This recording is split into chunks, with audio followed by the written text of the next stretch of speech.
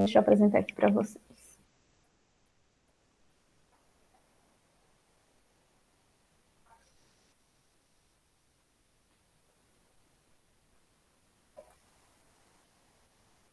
Tá apresentando aí para vocês?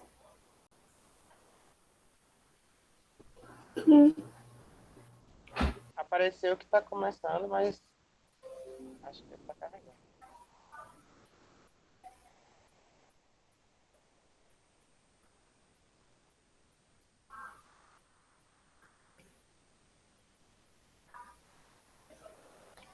Pronto. Boa tarde de novo, né? Meu nome é Stephanie Montenegro, junto com Pedro Henrique. Vamos fazer a segundo dia de Matematicamente Falando de 2021.1. Eu sou petiana e Pedro petiano também. Então, vamos falar. Já foi dito, apresentou o projeto Matematicamente Falando, o projeto da UBMAP. Foi apresentado semana passada, o que era PET Engenharias. Enfim, agora falar sobre alguns assuntos que foi abordado assim, para poder apresentar para vocês essa semana, foi assuntos que meio que assuntos que pegam muito na parte de matemática lá da UBMAP. E um deles foi a trigonometria. E dentro desse assunto, eu vou apresentar semelhanças de triângulos, teorema de Pitágoras, teorema da bissetriz interna e razões trigonométricas no triângulo retângulo, que é o seno, cosseno e a tangente. E aqui, vamos começar. Semelhança de triângulos. Em si, uma definição total de semelhança de triângulo é que consiste, de modo geral, que na proporção entre dois ou mais triângulos, ou seja, são proporcionais se somente todos os seus lados e ângulos internos foram proporcionais ao outro triângulo. Que nem aqui, eu dei como exemplo esse triângulo, esses dois triângulos. Esse triângulo, ele só pode ser semelhante a esse triângulo aqui, se somente ele for proporcional, tanto nos seus lados como nos seus ângulos internos. Como aqui, que é dado. Esse aqui, sinalzinho aqui, do tiozinho, ele é dado, como matematicamente falando, que é semelhante, que o triângulo A, B e C é semelhante ao triângulo A', B' e C'. Então, para a gente definir isso aí como matemática, algebricamente, a gente fala que o ângulo desse aqui, ele tem que ser igual a esse ângulo. O ângulo B o ângulo interno B tem que ser igual ao ângulo interno de B'. O ângulo interno de C tem que ser igual ao ângulo interno de C'. E também que ele também tem que ter uma razão. A razão entre eles tem que ser igual. Então, significa que se eu pegar esse aqui, esse lado, que é o A, que eu denominei como A, e colocar ele em razão sobre a linha, ele tem que ser igual a esse lado com esse lado. E também o C, esse lado tem que ser igual a esse lado. Então, essa são duas regras para semelhança de triângulos. E nessa semelhança, essa proporção, ela tem que ser igual a essa proporção, que é igual a essa proporção, e tem que ser igual a uma razão. Porque se eu pegar essa razão e multiplicar por A aqui, ele vai dar esse valor. Se eu pegar essa razão e multiplicar por C, ele vai dar esse valor. Então, ele vai ter que crescer proporcionalmente para dar esse triângulo grande aqui. Isso é uma definição de semelhança de triângulos. Agora, uma pequena questão para poder ver como é semelhança de triângulos, e eu gostaria que vocês fizessem essa questão. Acho que uns 3 minutos dá para vocês fazer, porque essa parte é bem básica mesmo. Aí, se alguém quiser, alguém poder mandar a resposta no chat, ia ajudar muito.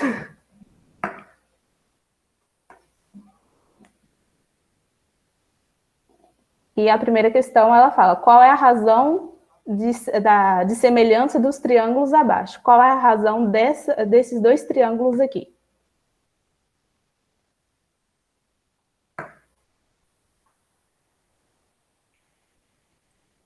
Só queria um feedback se vocês estão fazendo ou não.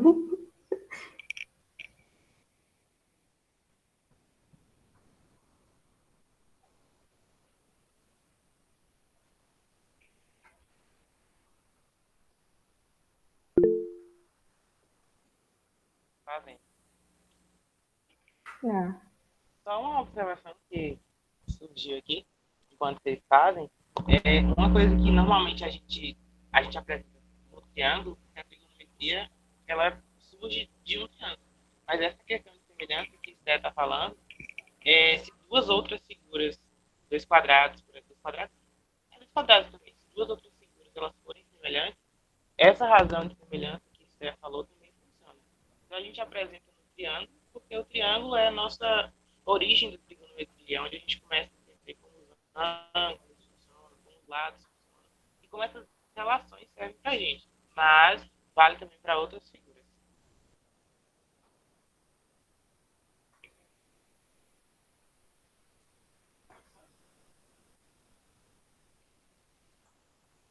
Eu estou vendo aqui no chat que o pessoal colocou que a razão é 2.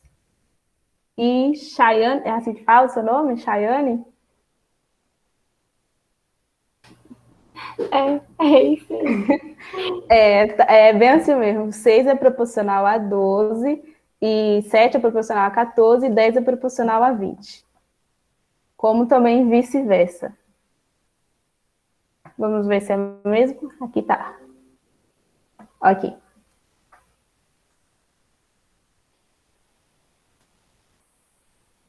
Espera aí que... Opa. É demais. Ó, aí tá, aqui fala a resposta, que como 20, aqui teria um 10, é porque acabou sumindo por causa do que eu tirei o fundo.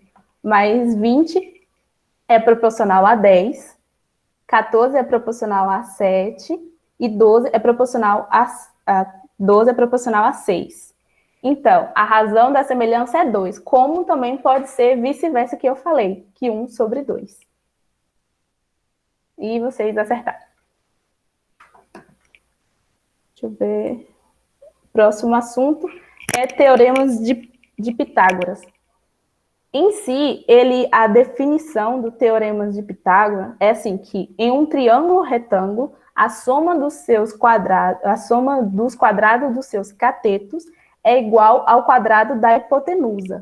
Essa é a que Pitágoras falou, que é a regra básica. Então, falando matematicamente, que a soma do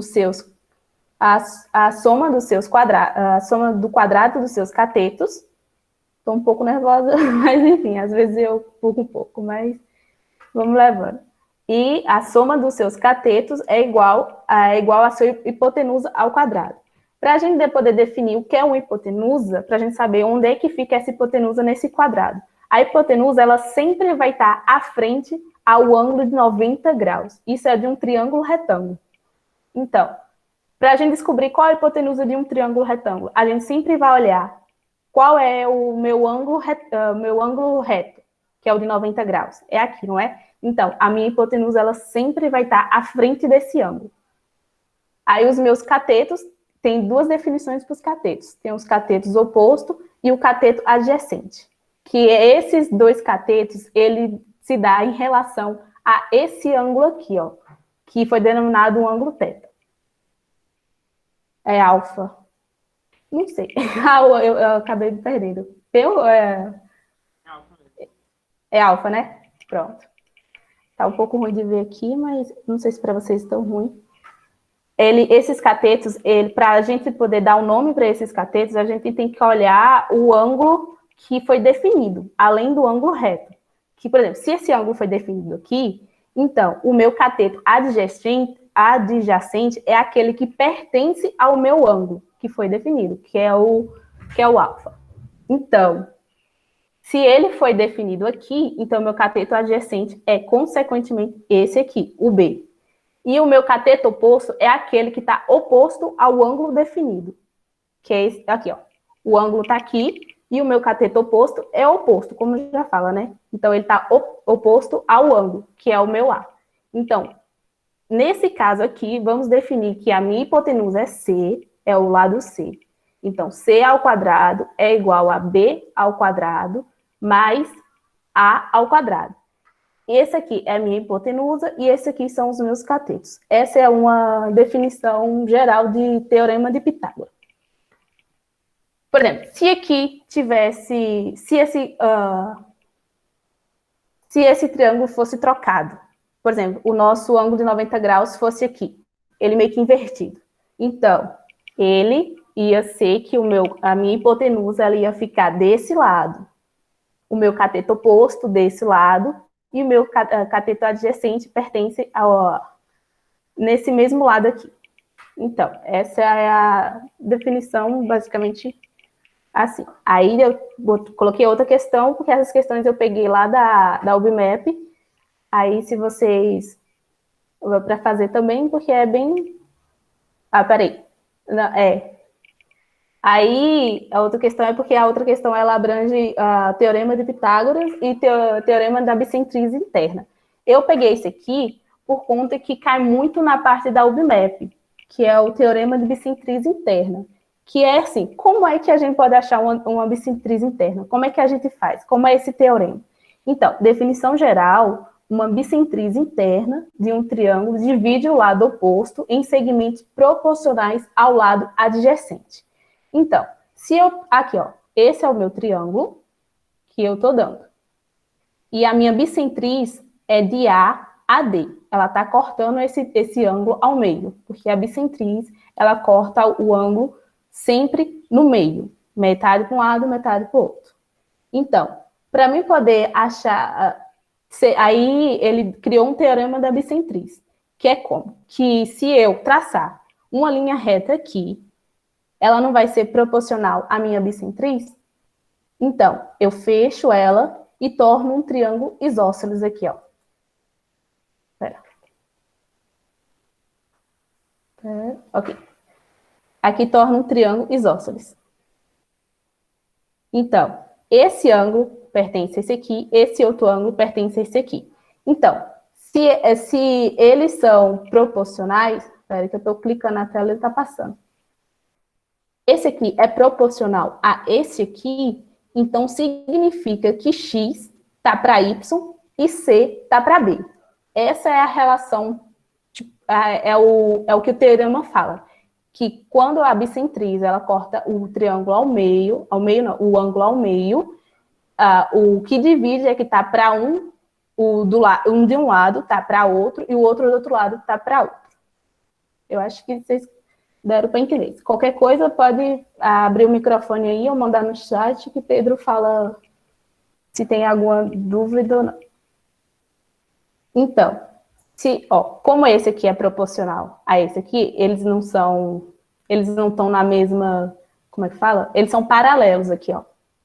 Então, se eles são paralelos, eu posso dizer que pela definição do meu, por detalhes lá, X está para Y e C está para B. Ok. Tem uns ângulos para poder entender melhor. Agora, uma questão que eu peguei lá da UBMAP, como é que fala? Do banco de questões lá da UBMAP. Aí, para vocês tentar fazer. Ela abrange o teorema de Pitágoras e o teorema da bissetriz interna. Aqui aqui é segmento, aqui tem um tracinho, é porque eu não consegui colocar no slide. Pessoal, no nosso perfil do Instagram, a gente colocou lá uma história sobre Pitágoras, uma historinha pequena, curta, e também colocamos a dedução da fórmula, viu? Caso vocês tenham curiosidade, é só dar um pulinho lá depois, ok?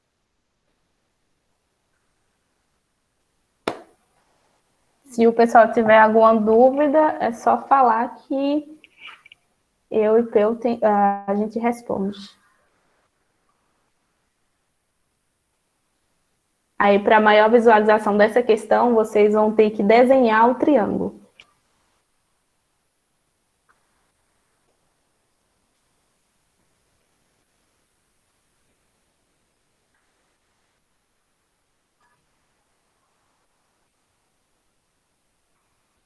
Acho que uns 3 minutos vai nessa questão também.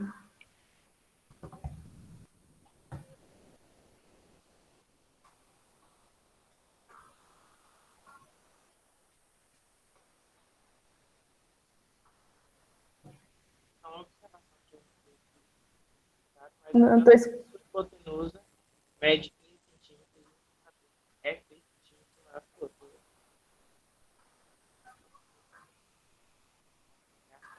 Caso alguém tenha ficado na dúvida.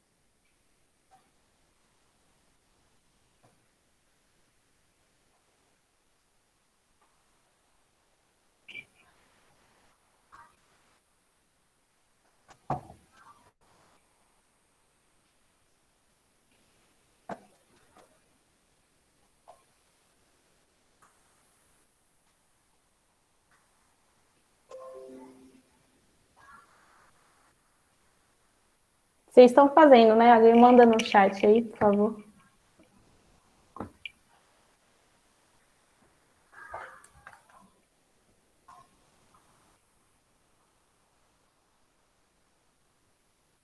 vocês tiverem com dúvida também sobre o que a gente está falando, pode falar comigo, pessoal, fiquem à vontade.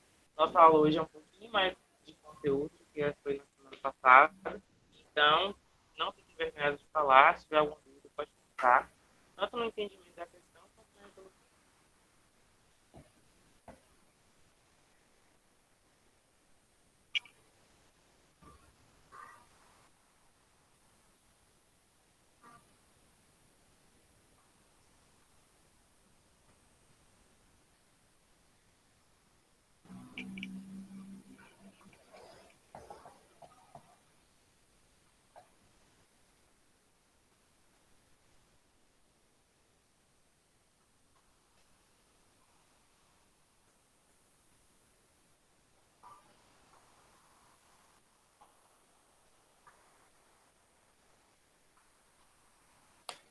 Só mais um minuto.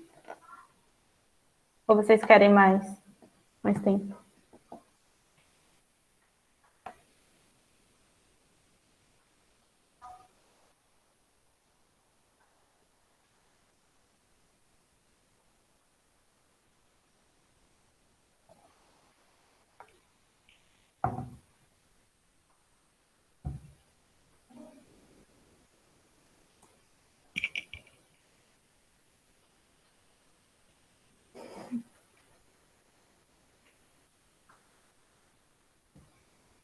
Eu acho que ele só fica um pouco mais complicado por causa que a gente não consegue visualizar o triângulo.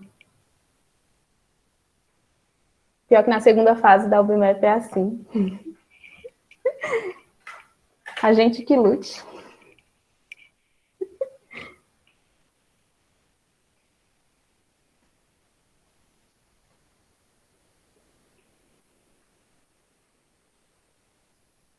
Eu acho que dá para deixar Dá para passar? Bora. Não, acho que dá para deixar um pouquinho mais de tempo. Quase. Exibir só a figura? Eu posso tentar mexer aqui no campo para exibir só a figura. Eu acho que ajudaria um pouquinho. Tá. Acho que eu vou parar um pouco a apresentação, porque senão eles vão ver a resposta.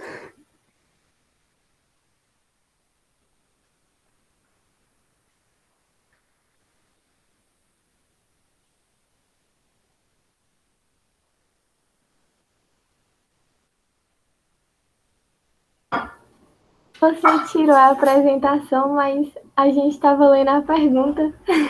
Eu vou colocar o triângulo lá para vocês visualizar. Peraí, rapidinho. Menos de 1 minuto, menos de 30 segundos.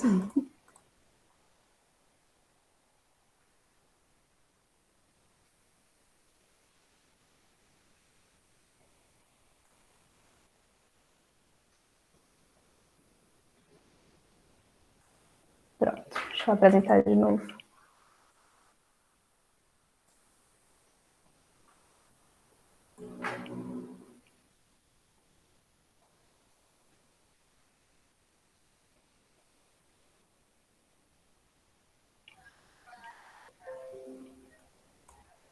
Pronto.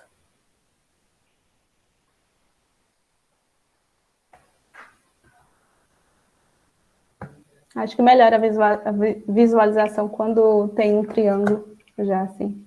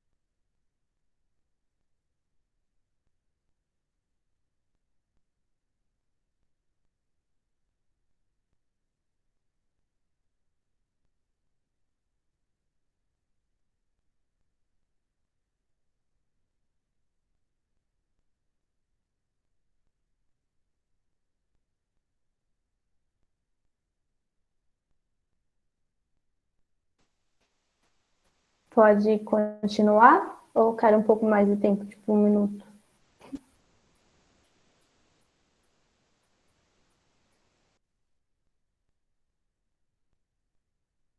Eu acho que dá para fazer, viu, amiga?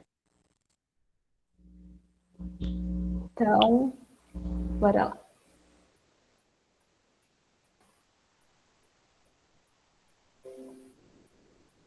Ó, aqui eu coloquei basicamente o passo a passo do que você tem que fazer.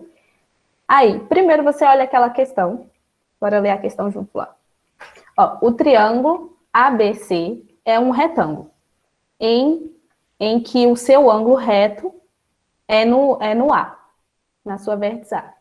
Sua hipotenusa mede 15 centímetros e um dos seus catetos de 3 centímetros, maior que o outro.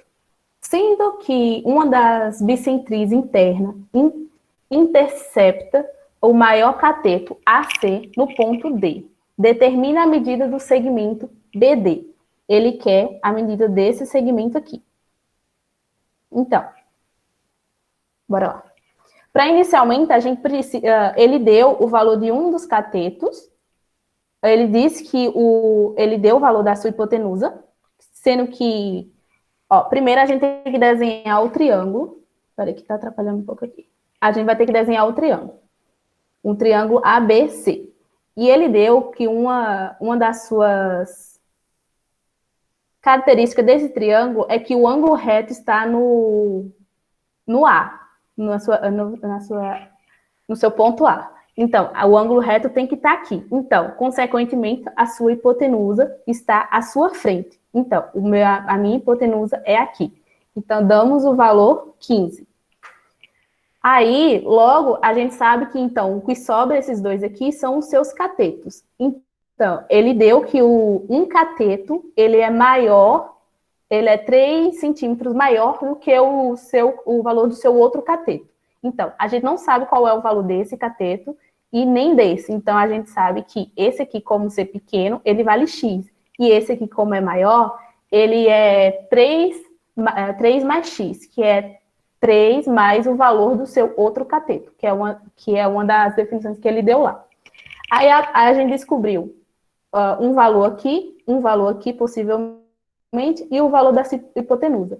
Então, isso aqui a gente faz aplicando o teorema de Pitágoras, que é x, que é os seus catetos, a soma dos seus catetos ao quadrado é igual à hipotenusa ao quadrado, que é x ao quadrado mais, isso aqui é tudo ao quadrado, então coloca entre parênteses, x mais 3 ao quadrado, que é igual à sua hipotenusa ao quadrado.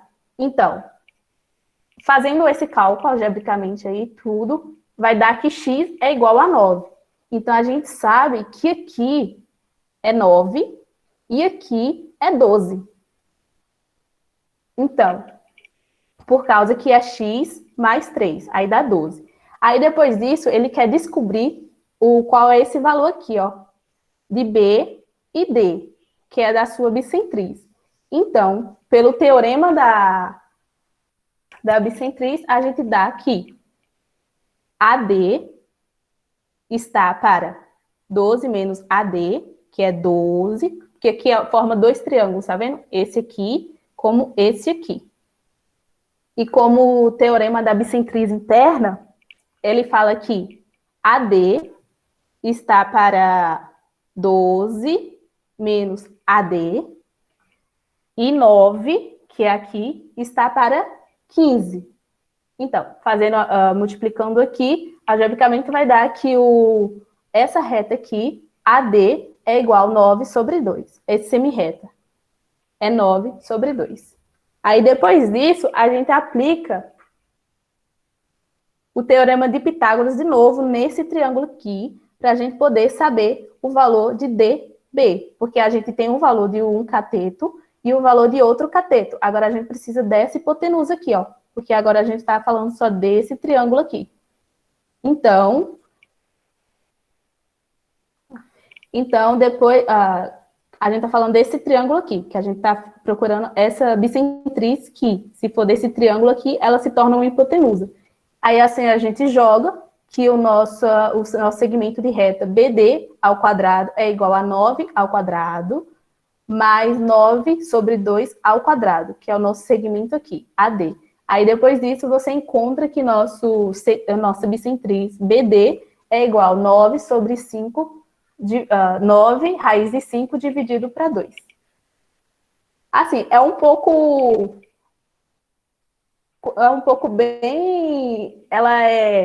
Você tem que prestar atenção no passo a passo, porque pular um passo a passo, aí ela se torna muito mais complicada. Primeiro, a gente acha do triângulo todo, aí depois a gente vai e acha de uma semirreta, e depois a gente vai jogar na teorema da bicentriz. E após o teorema da bicentriz, a gente encontra o valor de uma semirreta. Peraí, gente, caiu aqui. Caiu o meu mouse aqui, peraí.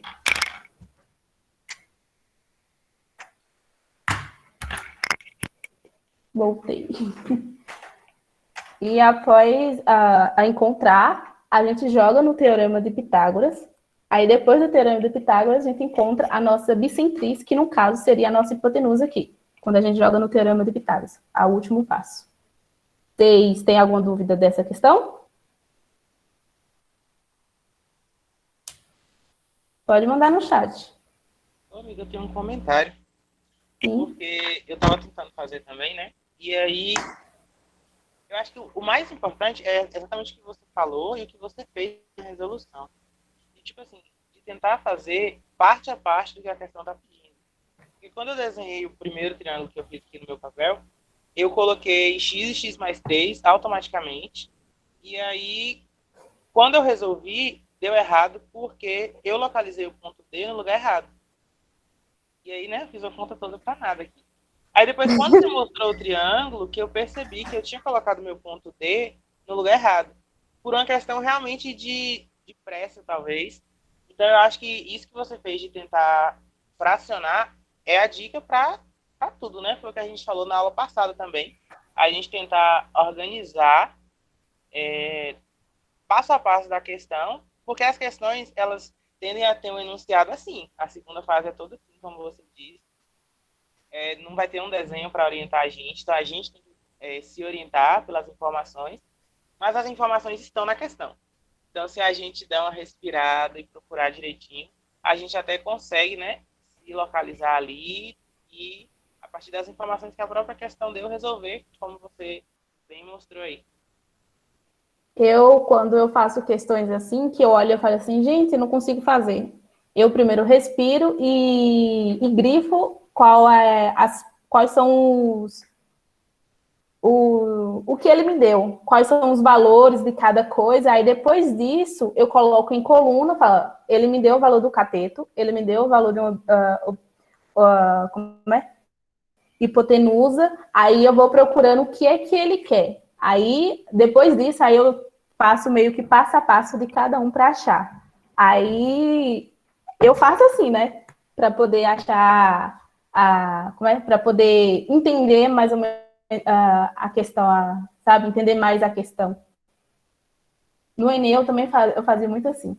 Só reforçando, Stephanie, a segunda fase da OBMAP, como o Pedro falou, ela é toda aberta, são 6 questões abertas, e como são avaliadores ali, né, que vai corrigir sua prova, quanto mais você percebe essas coisas, mais pontos vocês ganham e fica à frente dos seus adversários para ganhar medalha. Porque, por exemplo, se você tem uma questão dessa e você sabe desenhar esse triângulo, e a outra pessoa faz essa questão direto, sem desenhar o triângulo, mas ambas acertam, no caso, o avaliador vai considerar mais nota na sua questão, porque você desenhou um triângulo, soube mais coisas sobre a questão, do que a questão da outra pessoa que fez só algebricamente.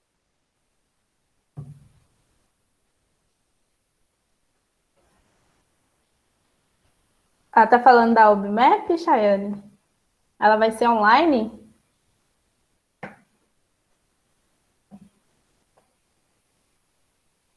Acho que eu não sei. Edson, você sabe como é que vai ser a questão?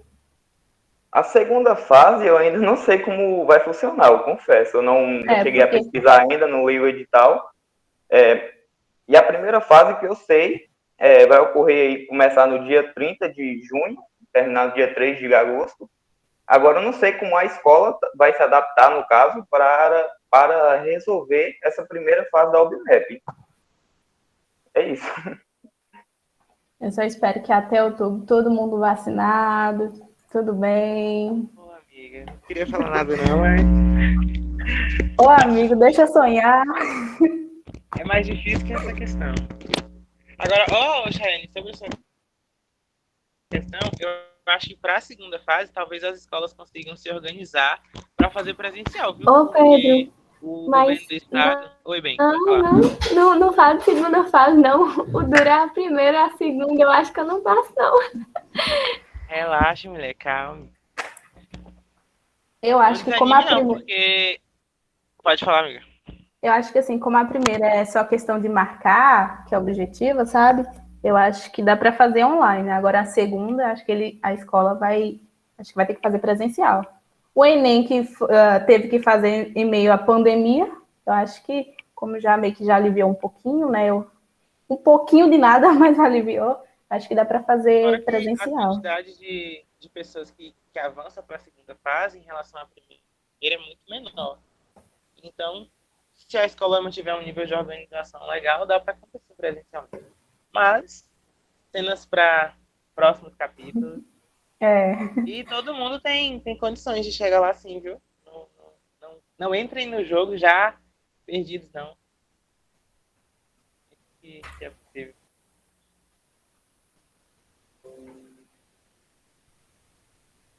Agora, o assunto de razões trigonométricas no triângulo retângulo, do que é o seno, cosseno e tangente. Assim, eu procurando as questões, eu meio que vi essas questões assim, mas para a segunda fase. Então, Mas na primeira eu vi algumas provas que caiu. Então, bora entender um pouco, né?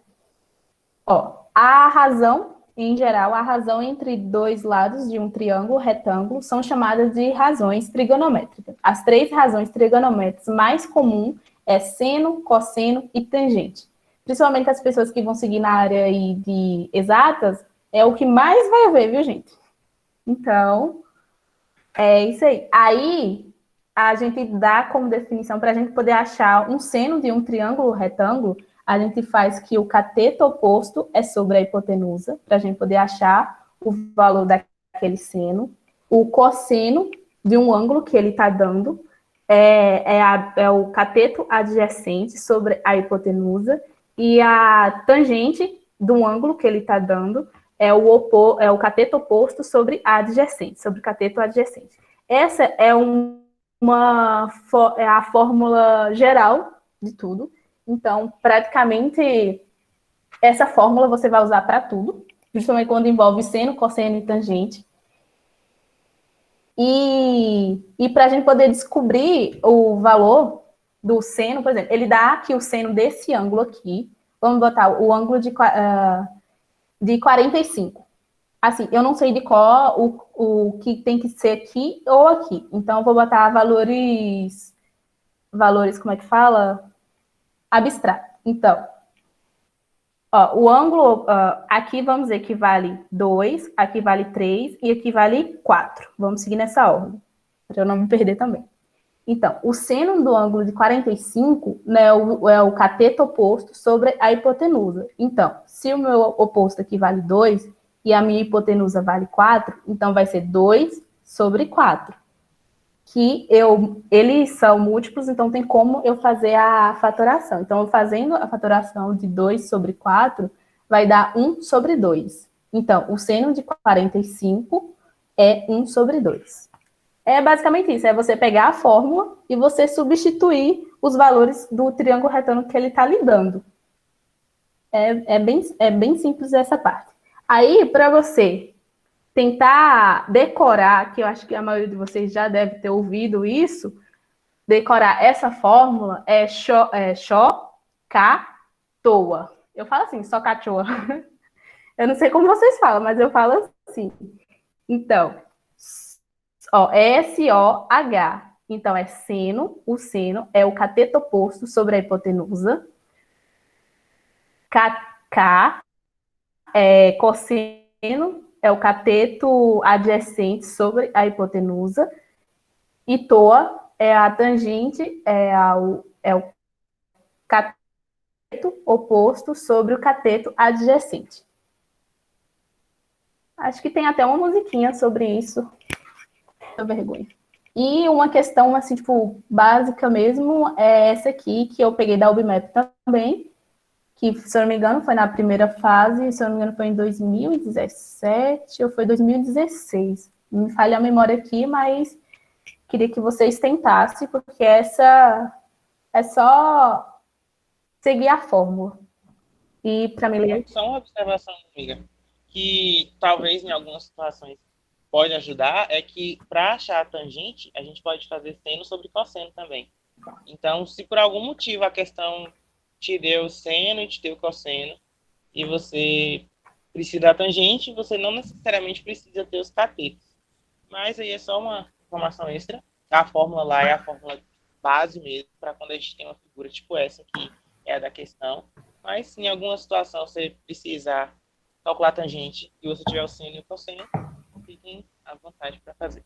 E aí agora um tempinho para fazer essa questão que tá boazinha. Depois da última, eu acho que essa dá até um respiro, assim. Essa eu peguei mais leve, porque eu ia colocar outra questão. Aí eu falei, gente, já peguei pesado na outra.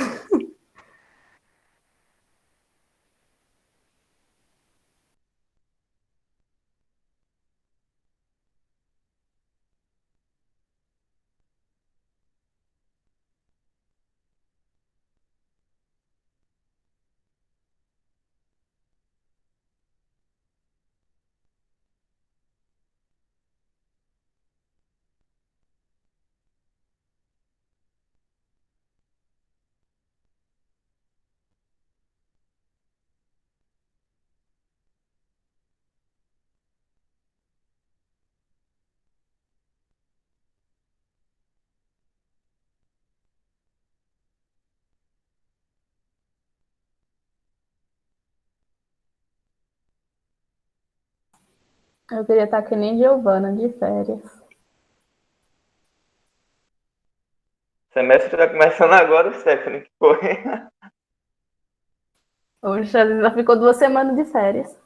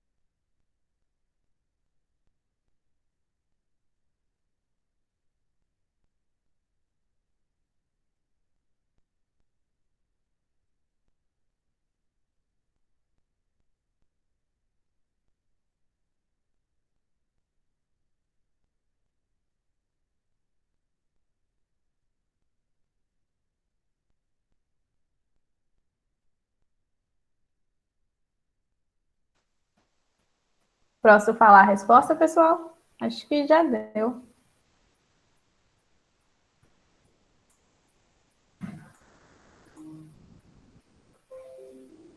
Ó, que nem... Pera. Aqui. Deixa eu ver quem foi que falou. A Chayane. A Chayane, ela viu que o valor aqui está X. Então, a gente não pode denominar que um seno, cosseno ou uma tangente, ela vai ter que ter o X ali embaixo. Então, a gente vai ter que denominar, a gente vai ter que achar esse valor de X. Sempre tem que lembrar, quando tiver X, é porque você tem que achar o valor dele. Não importa, você tem que achar o valor. Então, aí a gente vê aqui que nem a Giovana falou que trocou a hipotenusa pelo cateto. Ó, a hipotenusa, ela é sempre que está à frente ao meu ângulo de 90 graus. Tá vendo que o ângulo está no A aqui? Então, se o ângulo está no A aqui, então a minha hipotenusa vai ser essa aqui. Aí eu jogo no teorema de Pitágoras, né? Que é o x ao quadrado é igual à soma dos meus catetos ao quadrado, que vai dar 25, aí eu coloco que x é igual a raiz de 25, que x vai ser 5. Então, eu achei o meu x, então eu achei o valor da minha hipotenusa. Então, após achar o valor dessa minha hipotenusa, depois disso, aí eu faço o meu seno, cosseno e a minha tangente. Ó, o meu seno, ele é o cateto oposto sobre a hipotenusa. A minha tangente é o cateto, a minha tangente é cateto oposto sobre cateto adjacente. E o meu cosseno, ó, ele deu dois ângulos, ele deu o ângulo beta e o ângulo alfa. Então, aí ele está pedindo para você dar em relação a esses dois ângulos. Primeiro você faz o de um ângulo e depois você faz o do outro ângulo. Aí aqui já colocou tudo junto, que o seno é igual ao seno de alfa é igual ao cosseno de beta, que vai ser 3 sobre 5, que é o meu cateto adjacente sobre a minha hipotenusa.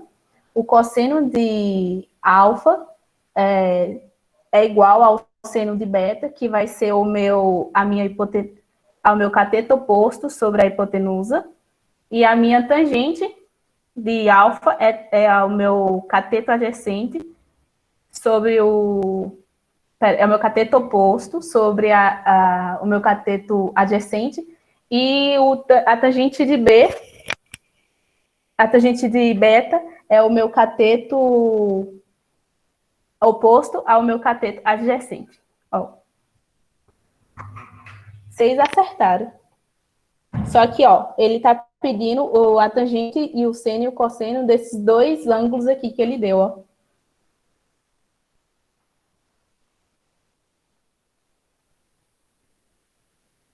Aí, essa... Vocês entenderam como... Mandando nos chats, senão eu posso explicar de novo. Pronto. Reforçando aí o que Pedro falou, ele falou que o tangente também pode ser calculado pelo seno do alfa dividido pelo cosseno do alfa. Vocês também podem perceber aí, quando você divide seno de alfa, que é igual a 3/5, o cosseno de alfa, que é igual a 4/5, vai resultar na mesma coisa, 3/4.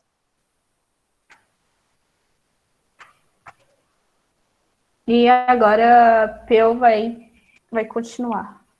Peu?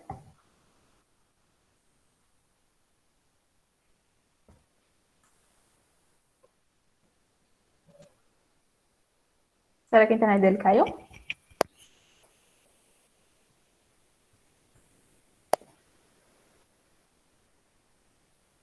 Amigo?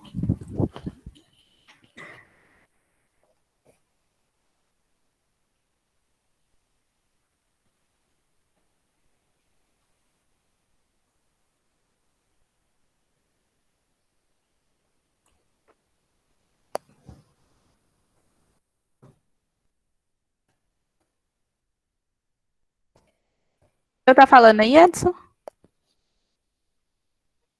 Tô mandando mensagem para ele aqui, eu creio que ele caiu, viu, Stefano? Ele caiu mesmo.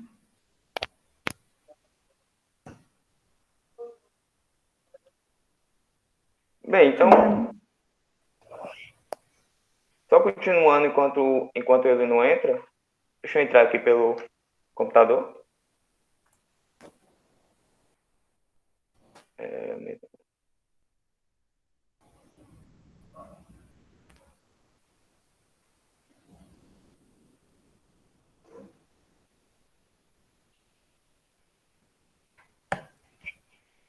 Agora eu entendo como os professores se sentem só. Tipo, tô vendo só as carinhas, os números, as letras.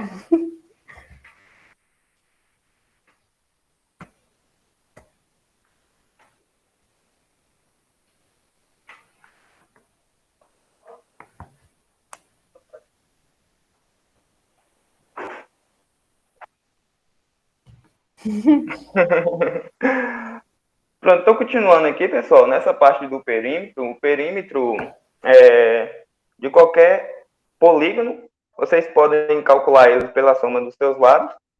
Isso é uma coisa que a gente aprende já no fundamental. Aí, Pedro voltou. Pedro Henrique. Pronto, pode continuar, Pedro. Meu celular desligou. E aí a gente já tinha colocado o substituto aqui. Eu estaria super à altura. Nada. Porque precisei mudar de lugar. Mas, enfim, obrigado, Edson. Pronto, eu estava falando da soma dos lados do perímetro. Pode continuar. Certo. Então, vamos lá. Vou partir dessa ideia, né, que Edson começou. E o perímetro, eu acho que é uma das melhores coisas de quando a gente está tratando de geometria plana, porque é realmente o que está escrito aí, a soma dos lados, não tem muito o que fugir. As questões que caem de perímetro na OBMAP, no Enem, qualquer vestibular, são questões que a interpretação tende a ser dificuldade, porque como se trata de um assunto muito, digamos, simples, eles precisam incrementar de alguma forma. Então, a interpretação acaba sendo a maior questão, ou às vezes, por ser um assunto fácil, acaba sendo uma questão fácil também. Existem questões fáceis nas provas também. A gente que normalmente vai muito armado para fazer qualquer tipo de prova, então a gente costuma dificultar as coisas, mas é isso. E aí, o que tem ali de afirmações além de soma dos lados? Porque soma dos lados é o que a gente tem de teoria definida, mas esse perímetro ele pode ser apresentado de outras formas. E aí eu coloquei duas formas que costumam estar em questões, né? Que é o espaço ao redor de uma área. Então, se a gente estiver pensando, por exemplo, em uma pessoa que está em um gramado e ela começa a dar a volta ao redor desse gramado. Então, essa volta que essa pessoa está dando ao redor, ela está sendo considerada somente o perímetro. Não importa o que tem, digamos assim, no gramado em si, né? Que é o que a gente vai ver depois, que é a área que ele ocupa. O que importa quando a pessoa está percorrendo é o espaço ao redor. Então, se a pessoa estiver correndo numa pista, o que só importa para a gente é o lado da pista, ou seja, o espaço que tem ao redor da pista. E aí tem também borda ou cerca, que é o mesmo. Tem muitas questões que vêm assim, por exemplo, uma pessoa resolveu fazer um cercado em sua fazenda e aí ele precisa de colocar arame ao redor. Então, essa cerca que ele vai colocar considera também somente o perímetro, ou seja, a quantidade da soma dos lados dessa figura que a gente estiver considerando. A única coisa que a gente não vai fazer soma dos lados é um caso especial que a gente tem, que vai ficar no final, que são os círculos, porque nós sabemos, né, que círculos são figuras que não têm lados. Mas a gente vai ver direitinho do que se trata o cálculo de um perímetro de um círculo. Então, pode passar, Esther, por favor?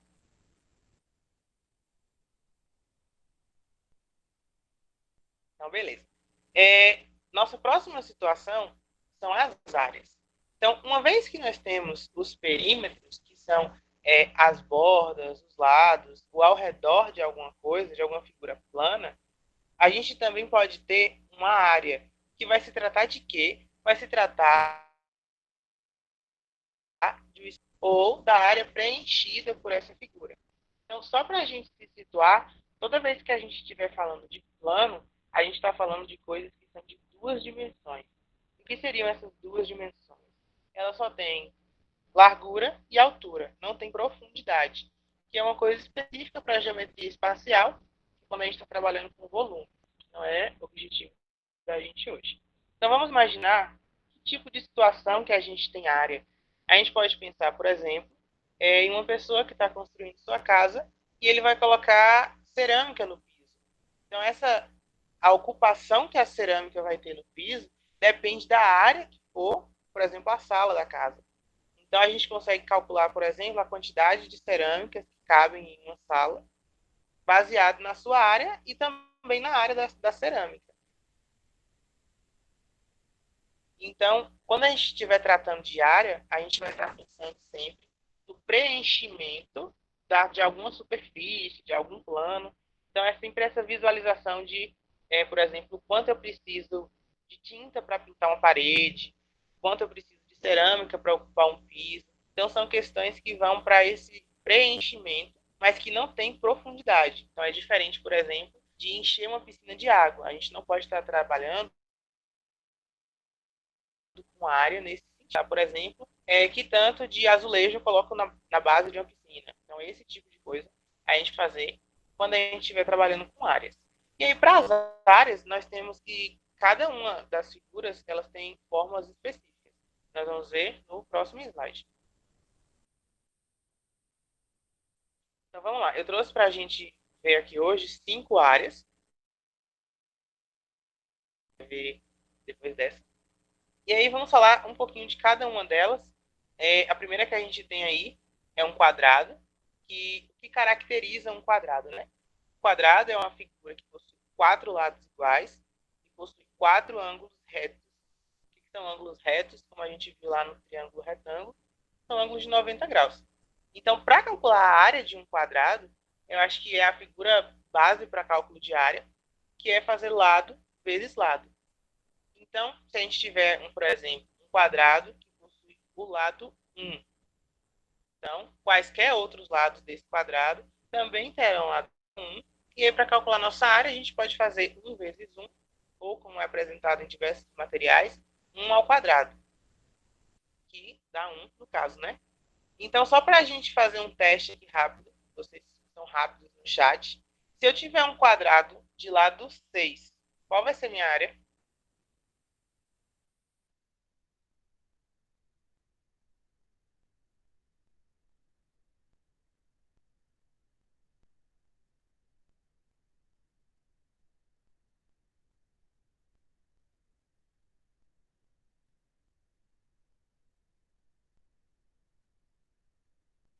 Eu posso falar, amigo? Não sou. Eu sou aluna também, mas. Tire do vácuo. O pessoal responde as questões difíceis e... Aí, Obrigado, Chayane Chayane. respondeu. Olha, ela respondeu antes de vocês. Né? Mas obrigado você também. Uma observação interessante na resposta de Chayane é que ela colocou o metro quadrado ali na resposta dela. E se estiver trabalhando com áreas, a gente vai estar trabalhando com uma unidade de medida que vai estar ao quadrado. Então, como ela colocou ali, ó, 36 metros quadrados, esses metros quadrados representam uma área. Então, se tiver metro quadrado, a gente já sabe que é área.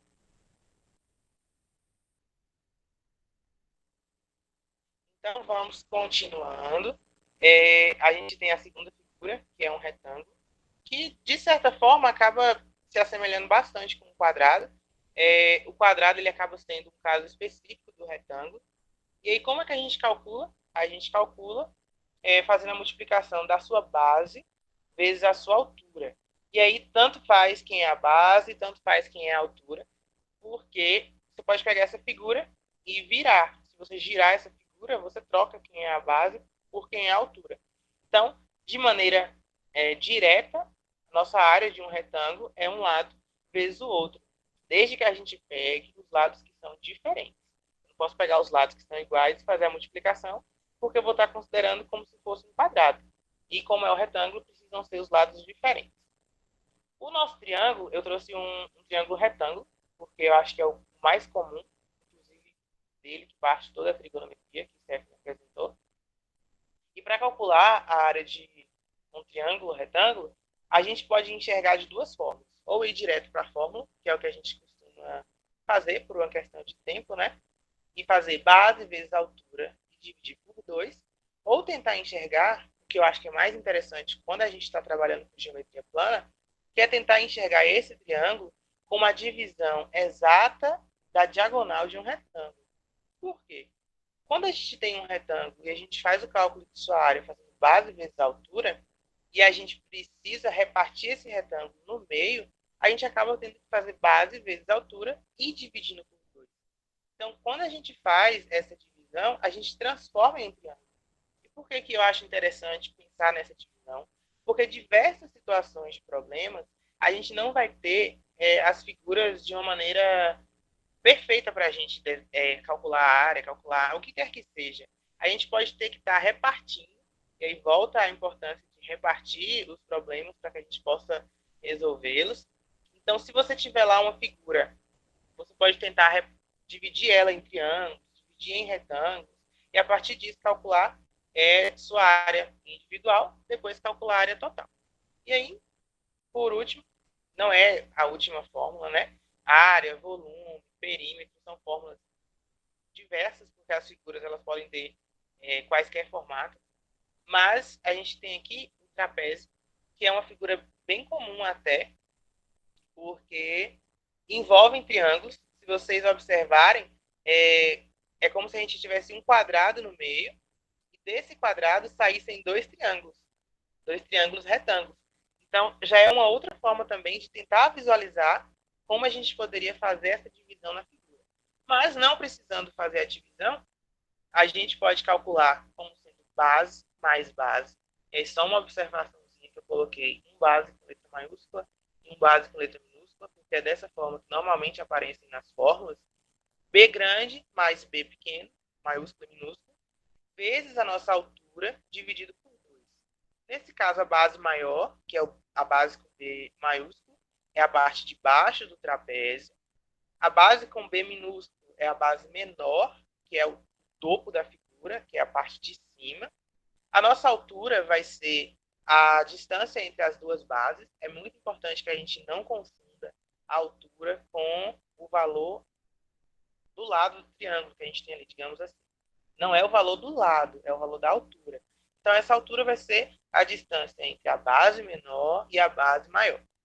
Certo? E isso mesmo que o Stephanie está mostrando aí, ó. Se a gente pegar exatamente esse cantinho aí, a gente consegue visualizar qual é a altura dessa figura. E aí, se você olhar nessa mesma altura que Stephanie indicou, a gente consegue ver que nessa divisão aí a gente forma um triângulo. Então, muitas vezes a gente pode ter esse tipo de situação que a gente precisa calcular primeiro a área desse triângulo do lado de cá, depois a área do triângulo que é formado pelo outro lado, né, que também tem a altura, depois calcular do quadrado que está no meio e assim conseguir calcular a área da figura. Então, esse tipo de repartição é muito interessante. Eu acho que a visualização é uma das maiores dificuldades que a gente tem enquanto resolução de questão, mas se a gente conseguir fazer isso, a gente ganha muito em matemática. Em geometria, né, que é o nosso caso específico aqui. Então, vamos para a nossa próxima, que é um caso específico, porque nós temos uma figura que não tem lados. Vamos fazer piada do Chaves, tem um lado de dentro e um lado de fora, mas a gente não tem lados, não tem retas. Então, como é que a gente faz esse cálculo? Felizmente, foram desenvolvidas fórmulas para a gente. Existem demonstrações de como transformar um círculo em um quadrado para poder fazer essa aproximação, mas a gente não precisa fazer isso atualmente por conta do valor de π, que foi um presente que nos foi dado, apesar de que muita gente não gosta, né? Porque ele é um número infinito, mas ele serve para que a gente possa fazer esse tipo de cálculo. Então, como é que a gente calcula o perímetro? O que é perímetro? Vamos só voltar ali, ó. Perímetro é a borda, é a volta que a gente dá em torno de uma figura. Então, como a gente faz para calcular o perímetro de um círculo? O perímetro vai ser 2 vezes π vezes r. Mas, Pedro, quem é r? Apesar de que a maioria de vocês já deve saber, não custa nada falar. Mas o raio, que é o nosso r, ele é a distância do meio a qualquer uma das bordas do círculo. Então, o Stephanie está mostrando ali, ó.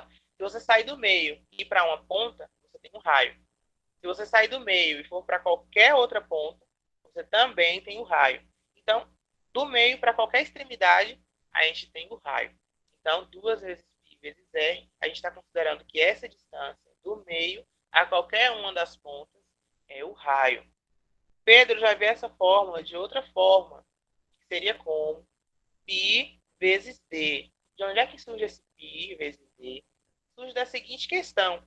Toda vez que a gente tem um círculo e a gente tem um raio, a gente tem também um diâmetro. O que seria esse diâmetro? Nosso diâmetro seria a distância de uma ponta a outra. Qualquer ponta, qualquer outra ponta. Então, se você sai ali, ó, como o Stephanie está fazendo, de um lado para o outro, de um lado para o outro, a gente tem um diâmetro. E aí o diâmetro, ele é 2 vezes o valor do raio.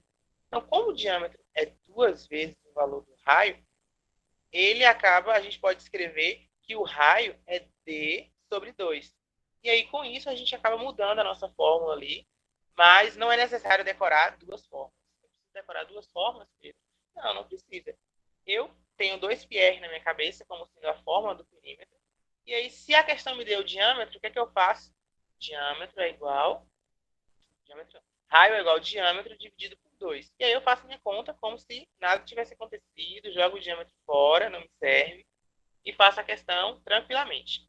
E aí a mesma coisa me serve para a área.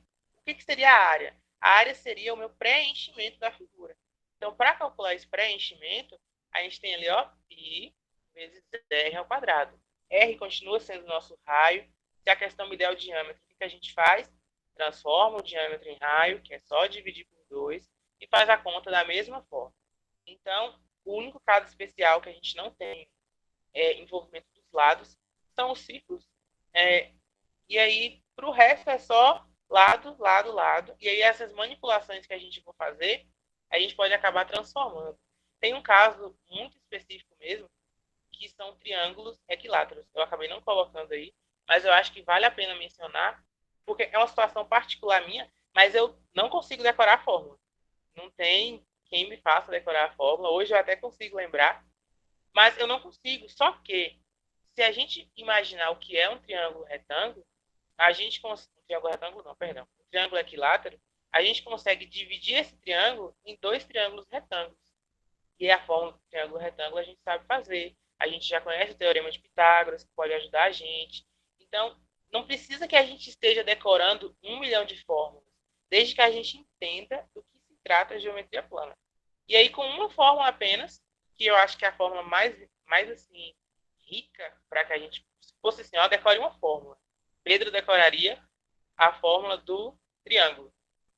Porque com um triângulo você forma um quadrado, com um triângulo você forma um retângulo. Com um triângulo retângulo você forma um triângulo equilátero. Com um triângulo equilátero você forma um hexágono, um pentágono, qualquer figura regular.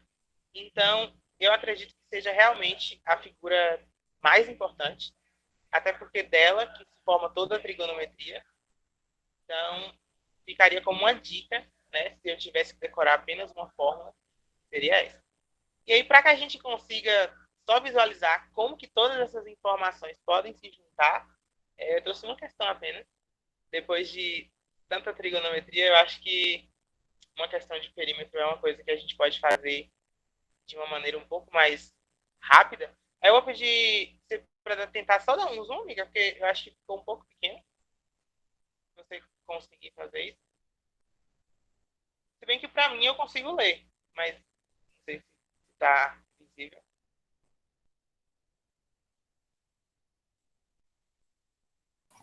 Espera que meu computador meio que bugou. Tá conseguindo ver? Não mudou nada, Vocês né? conseguem ver? Porque se estiver conseguindo também não tem essa necessidade.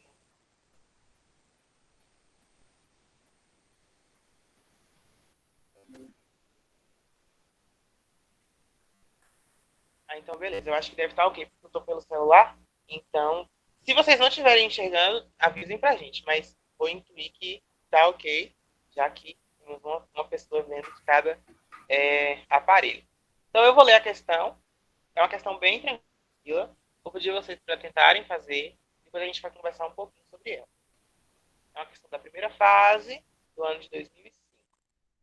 Daniela quer cercar. Então, ó, vamos pensar aqui no que essa palavra representa para a gente. Daniela quer cercar o terreno representado pela figura.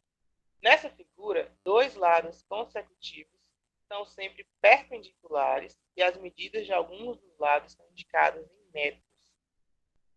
Quantos metros de cerca Daniela terá que comprar? Então, o que a gente tem de informação aí? A gente tem vários lados e a gente consegue tentar visualizar isso como figuras subdivididas. E aí daí o que vocês vão fazer para tentar fazer essa soma, que não é tão difícil, fica pelo critério de vocês. A gente vai ter um tempinho para vocês calcularem e aí a gente retorna para a gente conversar um pouquinho sobre essa figura.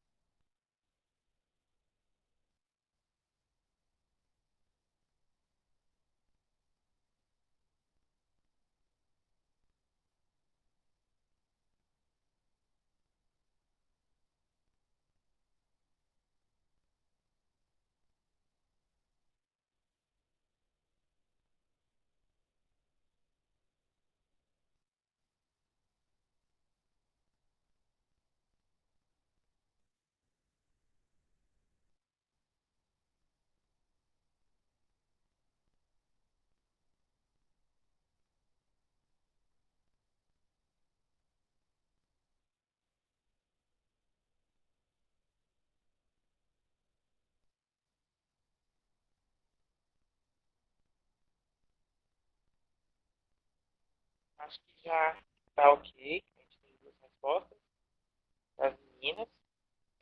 De Giovana e de Chayane. E aí, Chayane já deu um spoiler pra gente ali, né? Mas, sem problema. Então, vamos lá, ó. É uma questão bem tranquila. A gente pode acabar fazendo algum tipo de confusão por conta desse pedacinho que foi retirado aí, ó. A gente teria um retângulo, né? Que são 4 lados, sendo que 2 são iguais, 2 são distintos. Mas a gente tem um pequeno pedacinho ali que saiu. Mas isso não interfere muito no que a gente vai fazer. Então vamos considerar o que a gente já tem de valor. Então a gente tem 40 no primeiro lado aqui. Da nossa base a gente tem 80. Então até agora a gente tem 40 mais 80, 120. Lembrando que a gente está fazendo soma porque a Daniela quer cercar o terreno. Então lembra lá, ó, da primeira coisa que eu coloquei em relação a essas nomenclaturas. Quando a gente está falando de cerca, de redor, de perímetro mesmo, pode cair realmente o nome perímetro. Mas, enfim, como ela está querendo cercar, a gente precisa fazer uma soma. Então, vamos seguir, ó. 40 com 80, 120. 120 com 60 da minha lateral, dá 180. 180 com 60, 240. A gente segura esse valor, porque isso é o que a gente já tem. Então, nós temos ali ó, um pequeno espacinho, que é como se fosse retirado ali. E a gente precisa descobrir quanto que vale isso. Qual é a forma de fazer? Talvez existam algumas formas mirabolantes de fazer, mas a forma direta é observar o seguinte, que de uma ponta a outra, na parte de baixo, a gente tem 80. E acima, a gente tem 60. Então, o que falta é exatamente essa borda que a gente tem ali, que é o valor de 80 menos 60, que é 20. E o mesmo vale para as laterais. A gente tem 40 de um lado e 60 do outro. O que que falta? Faltam 20 também. Então, a gente tirou 20 de uma lateral e 20 de uma base. A gente tirou um quadrado, né? A gente consegue visualizar isso. Por quê? Porque ele tem os lados iguais. Então, a figura que a gente tem quadrilátero de lados iguais é um quadrado. Só informação. Não é útil para a gente nesse momento, mas é uma informação que eu acho que eu vou te falar. E aí a gente tem, então, a gente tinha parado, se eu não me engano, em 240. E a gente tem agora 20 de um lado e 20 do outro, que dá 40. Então, 240 com 40 dá 280. Essa é a resposta que as meninas chegaram. E está certo. E aí, como a gente faria para calcular a área? A gente se adiantou, mas vamos só tentar visualizar como é que a gente faria também. A gente não tem uma fórmula, e aí que eu acho importante a gente enxergar que nem tudo são fórmulas. A gente não tem uma fórmula para essa figura. Que tipo de figura é essa? Não tem. Eu, pelo menos, não conheço uma figura que tenha esse formato. Mas eu conheço um quadrado e eu conheço um retângulo. E a gente tem um quadrado, que é de lado 60 por 60, que é no lado direito da figura, que a gente pode fazer o cálculo dessa área, e aí, posteriormente, fazer o cálculo da área restante, que é 40 de altura, vezes 20, que é o 20 que a gente já descobriu, dessa largura que a gente tem aí. E aí, com essas duas informações, com essas duas áreas, a gente soma e encontra a área total. Então, essa divisão é muito importante. Eu só vou fazer a conta aqui para a gente ver a resposta de Chayane. 60 vezes 60 dá 3.600. E aí a gente tem 40 vezes 20, que dá 800.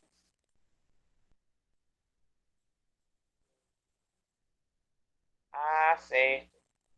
Chayane disse que fez como se fosse para pintar o terreno todo. Entendi. Pintar não, né? Plantar, eu acho que ela colocou. Eu li pintar porque, enfim, eu penso muito de tinta. Mas é isso mesmo. Se você considerar todo, é só fazer 80 vezes 60, que aí você encontra o 4.800, que foi o que ela encontrou. Mas a gente considerar esse pedacinho que a gente retirou, a gente encontra a área realmente que vai ser ocupada. Outra forma de fazer é, uma vez que a gente já sabe que o quadrado tem lado 20, calcula a área desse quadrado, que foi retirada, que vai dar 20 vezes 20, 400. E da área total, que foi o cálculo que a Chayane fez, a gente retira esse pedaço. Porque como ela bem enxergou, a gente meio que comeu um pedaço ali, né? Então são duas formas de fazer. Ou você divide a figura em duas figuras que você conhece, ou você faz o cálculo do todo e tira esse pedacinho que tem ali em cima e também vai chegar no resultado. Então são duas formas diferentes de fazer. ambas as fórmulas, a gente precisa enxergar além das fórmulas, porque eu acho que um dos grandes problemas de matemática é fórmula, infelizmente. É o que a gente usa para tudo, né? Mas isso trava um pouco a gente, porque a gente tem uma fórmula que faz lado vezes lado. Mas eu não tenho lado vezes lado para fazer a conta aqui nesse tipo de situação. E aí, o que a gente faz? A gente trava. Infelizmente, é natural da gente. A gente é muito acostumado a fazer conta com fórmula. E eu gosto muito da OBMEP por isso. Eu acho que é uma maneira de a gente ir um pouco além do que as fórmulas. Então, para vocês que estão ainda no ensino médio, não sei se tem alguém do ensino fundamental, mas enfim, que tem a oportunidade de fazer a prova, eu acho que isso é muito, muito interessante. E eu trouxe apenas essa questão para a gente ver essa questão de área e volume não, perdão, perímetro e área. E aí, Edson acabou de colocar a lista de presença no chat. Se você, Stephanie, tiver algum comentário a mais para fazer, os meninos também, Edson, Felipe, ou qualquer um de vocês que estão assistindo, fiquem à vontade. E aí, se não houver, eu acho que seria bom a gente tirar um retrato, né? Quem puder ligar a câmera, pra gente tirar um print. Deixa eu parar de apresentar. E agradecer, eu queria falar assim, queria agradecer vocês, principalmente porque conversaram com a gente no chat, foram conversando com a gente no chat, foram respondendo também as perguntas, sabe? Agradecer de verdade. É Porque bom, tá do outro lado da câmera que não é bom, muito bom, não. Agradecer também em nome dos meninos, do meu nome também, a Stephanie, por ter topado, né? Estar aqui hoje. Foi uma das pessoas que aceitou entrar nesse desafio, assim como os meninos que vão participar nas próximas semanas. Então, muito obrigado a você por ter aceitado participar. E a vocês também que assistiram. Muito obrigado. Abre seu chat aí, Stephanie, para você catar o elogio.